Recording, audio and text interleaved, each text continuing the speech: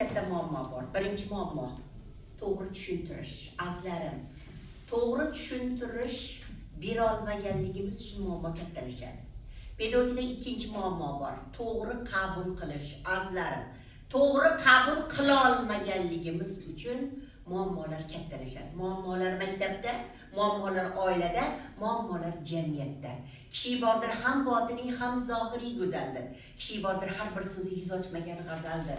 Go'zal esa bozusina tabiati, suhbati tavof ayla ushbu inson ma'naviy barkamoldir. Azizlarim, har qanday to'g'ri tushunishda, har qanday to'g'ri tushuntirishda hamma tarbiyasiga yarasha tushuntiradi, tarbiyasiga yarasha qabul etadi.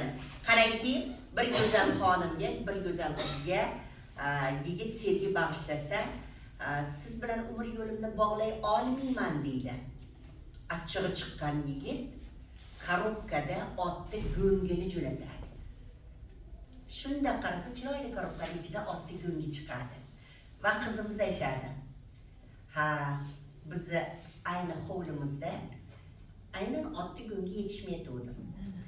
Endi ser unumdor yer bo'lar ekan."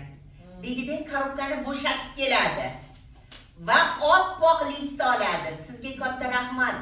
Demak, mening otim borligini eslatib qo'ydingiz", deydi. Azizlar, uyi yaqin edi, qo'shnisi edi, otasi, onasi, akasi tanish edi, boshqacha muomala qilish mumkin edi. Lekin uning tarbiyasi mana shu so'z bilan tinchlanadi. Shuning uchun azizlar, biz inson ekanmiz, boshqa mavjudot bo'lib yaralishimiz mumkin edi. Hayvon bo'lib yaralganingizda qanday bo'lardi? Boshqa mavjudot bo'lib yaralganingizda qanday bo'lardi?